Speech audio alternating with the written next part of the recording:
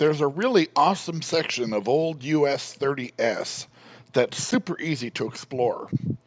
You don't have to drive 40 miles through a remote desert, and you don't have to risk being stranded somewhere without cell phone service just to check it out.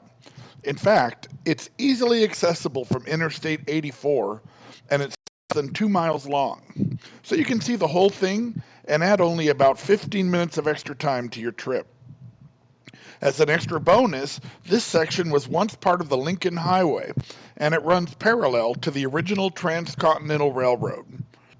So come along as I check out this old road, Old US Highway 30S, Utah.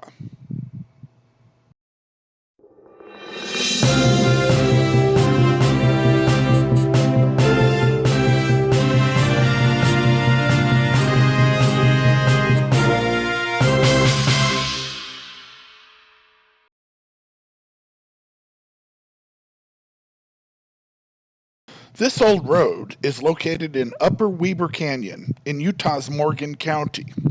The Weber River, Interstate 84, and the Union Pacific Railroad all vie for space in this narrow canyon, and there isn't always room for all of them. It's an area that historically was considered formidable for travel. The Mormon pioneers and California-bound immigrants following the Hastings cutoff avoided this section due to its constricted space and rugged terrain. Things began to change when the Union Pacific pushed the Transcontinental Railroad through this canyon in 1868. By the turn of the 20th century, a road had been built here, and then the promoters of the Lincoln Highway opted to route their new highway for Weber Canyon. Well, sort of. Actually, a competition between two different routes developed to entice travelers headed between Wyoming and Salt Lake City. This informative roadside display near Echo Junction details that battle. It turns out there were two different routes for the Lincoln Highway in this area. That dispute continued up to the time that the U.S. highway system was created.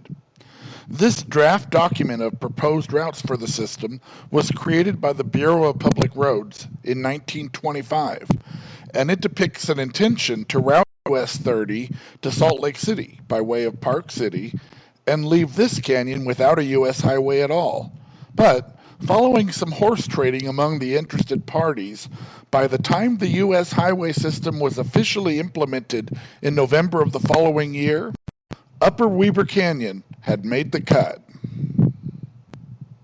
In November of 1926, the U.S. highway system was born, and it included a western terminus for US 30 in Oregon instead of in Salt Lake City.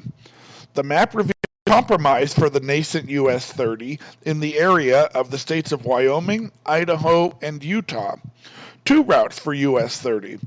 One passing through the north, through Pocatello, called US 30 North, and the other to the south, US 30 South, passing through Ogden. It is this route, US 30S, that I am exploring today. So here I am taking exit number 108 from Interstate 84. Interstate 84 was built through here in 1966, although at the time it was constructed, it was called Interstate 80N. I find some curiosity in the fact that Route 30S was replaced by Route 80N, south giving way to north. Because of the lack of space in the canyon, the freeway was mostly built right on top of old US Highway 30. But here at exit 108, a short section of the old road, under 2 miles in length, was left intact and abandoned. Heading east from the freeway interchange, at first, the road seems like it's just a parking lot for river access. You'll often find lots of vehicles here along with floaters and anglers. But continuing ahead, the road ducks under the interstate, and then it's left in its pristine condition, exactly as 60 years ago when it was the main road. At this point, about midway along the abandoned section, the Lincoln Highway Association has marked the historic route. Just beyond, a guardrail was installed to prevent vehicles from leaving the roadway and falling into the path of the train. Judging by the dents in this guardrail, I'd say that it did its job more than once. Here, These bollards evidence a guardrail that is now long gone, and on some of them, like this one, the mounting brackets are even still present. It appears that the brackets served as shock attenuators too. Close to the end of the road is this old railway underpass. Now, if you've seen some of my other videos, you may be aware that I have a fondness for old bridges like this one. I did some checking and there's no date stamp on the bridge, but based on its construction, I would estimate that it was built in the late 1920s or early 1930s. Although the road underneath is rarely used anymore, the train tracks on top are extremely active. And if you stop to check out this road, I'd say the chances are good that a long Union Pacific transcontinental train will roar through while you're there. Finally, this section of road passes under the freeway and comes to an end. I find this viaduct very interesting because it exhibits the difficulty that was overcome in order to squeeze the freeway through here. Without enough room for railroad and freeway, the engineers had to place the freeway directly over the river. This is not just a bridge crossing the river. Instead, the freeway is running in the same direction as the flow of the water. Until I discovered this road, I had driven over this freeway hundreds of times without ever realizing just how marvelous the engineering really was.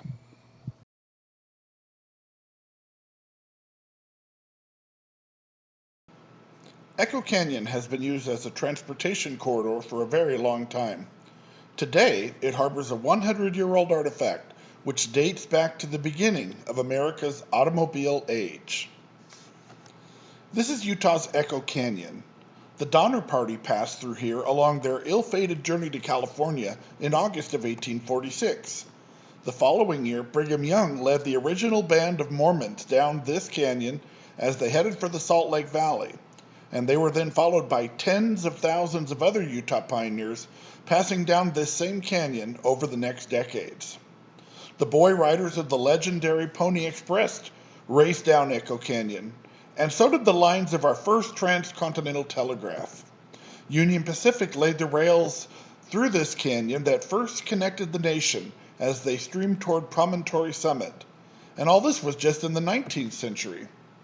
In the 20th century, Carl Fisher, promoter of the Lincoln Highway, chose Echo Canyon to site his new road.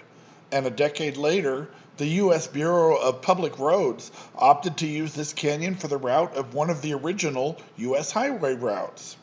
Finally, 40 years after that, Interstate 80, one of the nation's new transcontinental freeways, was bulldozed through this canyon.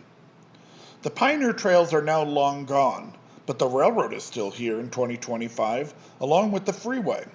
And in the lower half of the canyon, old US 30S, that road established in the very first batch of official U.S. highways back in November of 1926, also hangs on, snaking around stunning scenery along its century-old path. That freeway on the other side of the canyon, Interstate 80, was completed in November 1967. Until then, this road was the primary route, carrying both US 30S and US 189. Imagine all of those trucks and speeding automobiles that you see on the freeway crammed onto this little road with just one lane in each direction. The rock-faced cliffs abut the edge of the traffic lanes in some places. And passing a slower vehicle? Well, there really wasn't any opportunity for that. Straightaway stretches were hard to come by here, and the sight lines even worse. Today, Summit County actively maintains this road, so the pavement is still in excellent shape, but the artifacts of that earlier history are still on display. In the pre-interstate era, the state of Utah worked on safety improvements for this road, which by the early 1950s had earned a reputation as a dangerous highway. So the road that we see today is the road which resulted after those safety improvements were installed. It's difficult to imagine how much worse travel through here might have been before those safety improvements. Check out this guardrail and imagine cars careening around this curve in both directions. The guardrail's construction and design shout out that it's from an earlier era. Look at its condition. This guardrail probably saved more than a couple of lives, but it probably also witnessed some pretty bad crashes. Today, a drive on this section of old US 30S is leisurely and relaxed.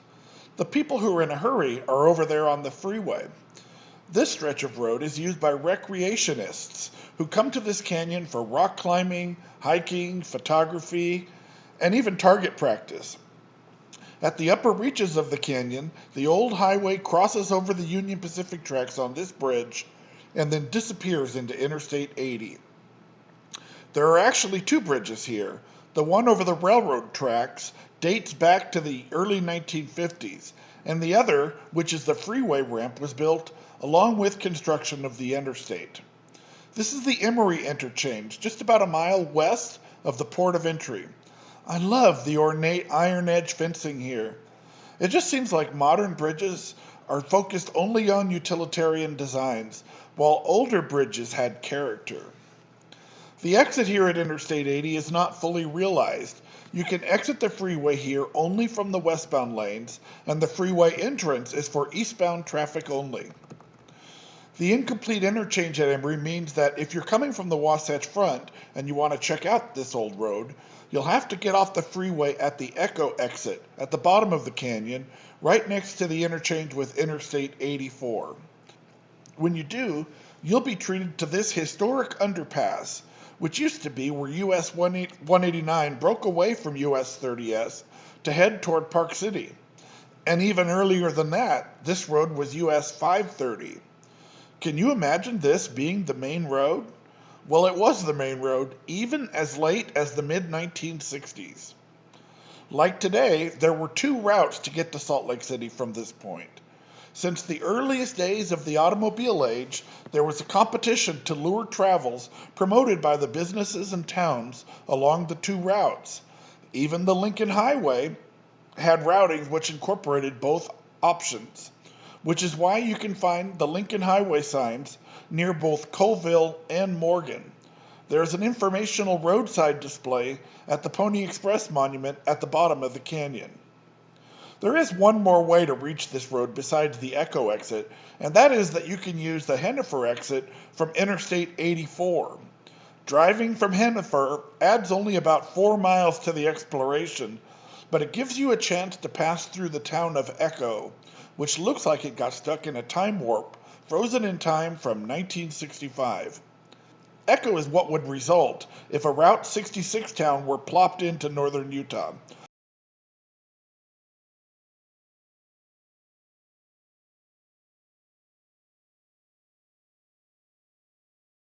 This might look like Radiator Springs, but this is not a Pixar animation. This is a real city right here in northern Utah, a town frozen in time for 60 years and dying a slow death. This is Echo, Utah. Echo is a town with a long pedigree. It was founded within the first decade after the pioneers first arrived in Utah. It thrived for a century, and then it was forgotten. For early travelers, this place marked a milestone. After an arduous journey down Echo Canyon, those weary pioneers arrived at Weber Canyon and delighted in a wide valley filled with grass where they could graze their livestock and rest up.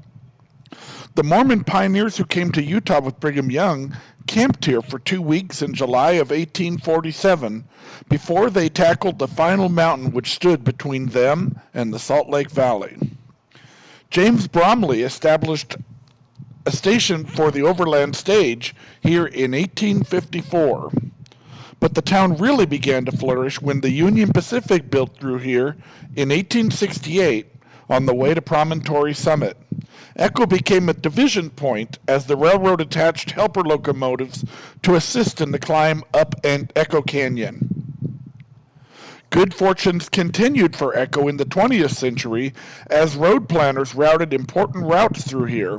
First, it was the Lincoln Highway, and later, U.S. Highway 30S. The town thrived while providing services to motorists. There was so much activity here that the state widened the highway and built frontage roads in the 1950s. Echo became the proverbial wide spot in the road. But then fortunes turned. The same state highway department which had created the wide spot in the road dealt the town a crippling blow.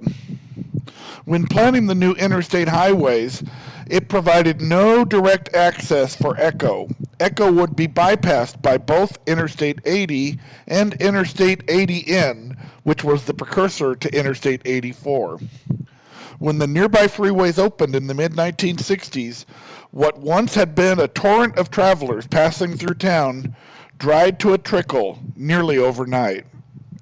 Echo languished. The town, which had been built by the advances of transportation development, was now being victimized by it. Today, not much remains. There are historical markers at the edge of town and reminders that the Pioneer Trails and the Lincoln Highway once passed through. For me, this town gives me the Route 66 vibes. It's a place which seems to be frozen in time, providing a look at the roadside landscape as it existed 60 years ago. I love to take photos of the old gas station, though I always do it from afar because the owners have posted signs to prohibit photography on their property. Check out this awesome old neon sign. I wonder what it must have looked like when it was lit up, beckoning hungry motorists to stop in and fuel up. Over at the eastern edge of town, this old cafe with the red cliffs behind it. The scene here just screams Utah. The sign on the building says Echo Cafe, and I've seen older pictures with exactly the same sign. However, when I posted some photos of this place in a Utah Facebook page, there were some old-timers who made references to the Cozy Cafe, spelled with a K. And honestly, I'm a little confused now. I'm not sure whether this place was once called the Cozy Cafe, or if maybe the other cafe over there by the neon sign was called the Cozy Cafe. If you know, I'd love it if you could clear up my confusion. Leave a comment below to set me straight. Most of the railroad infrastructure that was once in Echo is gone now.